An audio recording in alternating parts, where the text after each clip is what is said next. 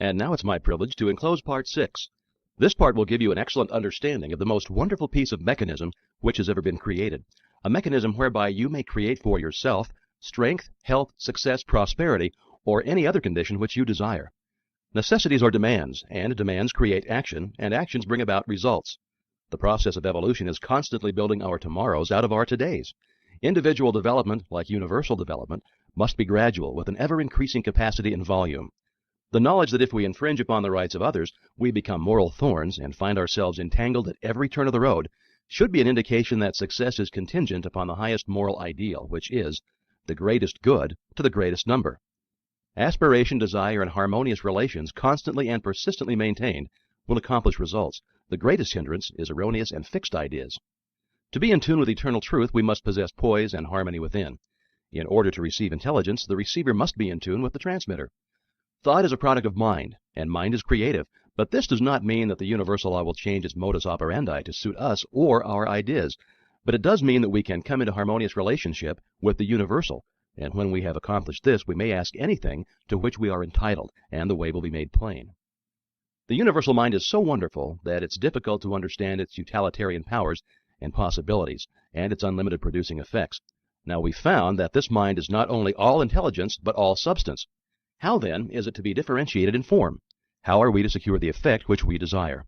Ask any electrician what the effect of electricity will be, and he'll reply that electricity is a form of motion, and its effect will depend upon the mechanism to which it is attached. Upon this mechanism will depend whether we shall have heat, light, power, music, or any of the other marvelous demonstrations of power to which this vital energy has been harnessed. What effect can be produced by thought? Well, the reply is that thought is mind in motion, just as wind is air in motion, and its effect will depend entirely on the mechanism to which it is attached. Here, then, is the secret of all mental power. It depends entirely on the mechanism which we attach. Well, what is this mechanism? You know something of the mechanism which has been invented by Edison, Bell, Marconi, and other electrical wizards, by which place and space and time have become only figures of speech. But did you ever stop to think that the mechanism which has been given you for transforming the universal, omnipresent potential power was invented by a greater inventor than Edison? We're accustomed to examining the mechanism of the implements which we use for tilling the soil, and we try to get an understanding of the mechanism of the automobile which we drive. But most of us are content to remain in absolute ignorance of the greatest piece of mechanism which has ever come into existence, and that is the brain of man. Let's examine the wonders of this mechanism. Perhaps we shall thereby get a better understanding of the various effects of which it is the cause. In the first place, there is great mental world in which we live and move and have our being. This world is omnipotent, omniscient, and omnipresent. It will respond to our desire in direct ratio to our purpose and faith. The purpose must be in accordance with the law of our being. Now that is, it must be creative or constructive. Our faith must be strong enough to generate a current of sufficient strength to bring our purpose into manifestation. As thy faith is, so be it unto thee, bears the stamp of scientific test. The effects which are produced in the world without are the result of the action and reaction of the individual upon the universal. That is the process which we call thinking. The brain is the organ through all this process is accomplished. Now think of the wonder of it all. Do you love music, flowers, literature? Or are you inspired by the thought of ancient or modern genius? Remember, every beauty to which you respond must have its corresponding outline in your brain before you can appreciate it. There's not a single virtue or principle in the storehouse of nature which the brain cannot express. The brain is an embryonic world, ready to develop at any time as necessity may arise. If you can comprehend that this is a scientific truth, and one of the wonderful laws of nature, it will be easier for you to get an understanding of the mechanism by which these extraordinary results are being accomplished. The nervous system has been compared to an electric circuit with its battery of cells in which every force is originated, and its white matter to insulated wires by which the current is conveyed. It is through these channels that every impulse or desire is carried through the mechanism. The spinal cord is the great motor and sensory pathway by which messages are conveyed to and from the brain. Then there is the blood supply plunging through the veins and arteries, renewing our energy and strength, the perfectly arranged structure upon which the entire physical body rests. And finally, the delicate and beautiful skin clothing the entire mechanism is a mantle of beauty. This, then, is the temple of the living God, and the individual I is given control, and upon his understanding of the mechanism which is within his control will the result depend. Now every thought sets the brain cells in action. At first, the substance upon which the thought is directed fails to respond, but if the thought is sufficiently refined and concentrated, the substance finally yields and expresses perfectly.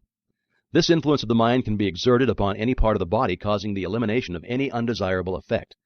A perfect conception and understanding of the laws governing in the mental world cannot fail to be of inestimable value in the transaction of business as it develops the power of discernment and gives a clearer understanding and appreciation of facts.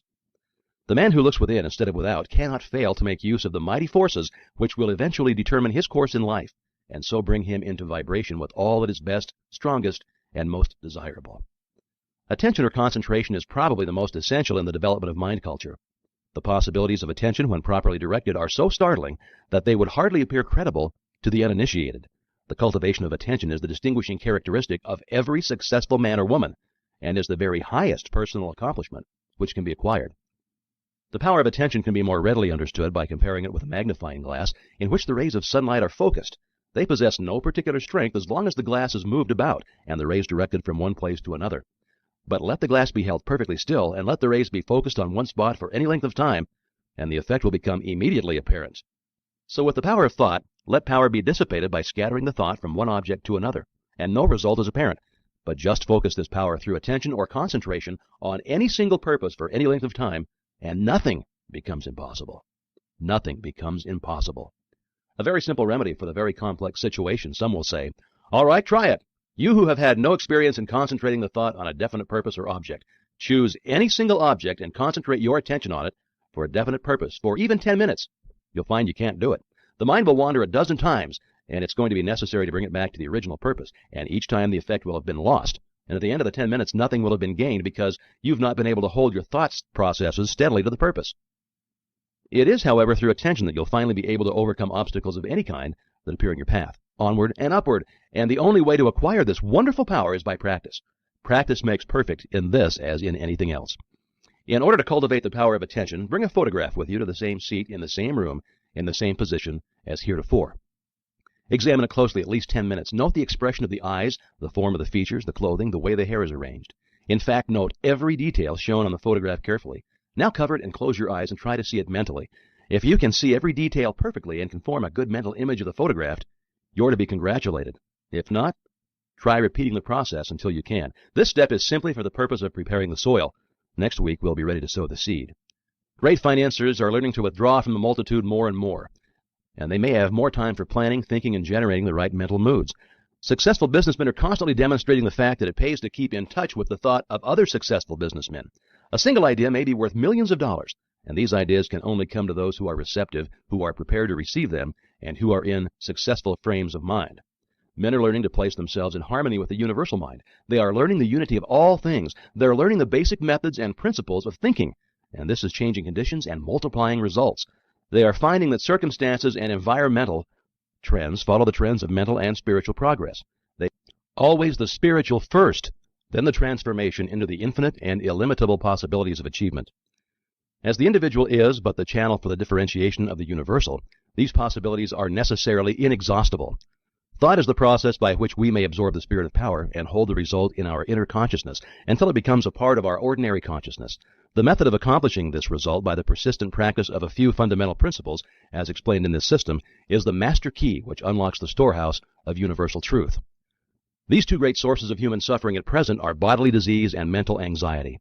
These may be readily traced to the infringement of some natural laws. This is no doubt owing to the fact that so far knowledge has largely remained partial, but the clouds of darkness which have accumulated through long ages are now beginning to roll away, and with them many of the miseries that attend imperfect information. That a man can change himself, improve himself, recreate himself, control his environment, and master his own destiny is the conclusion of every mind who is wide awake to the power of right thought in constructive action.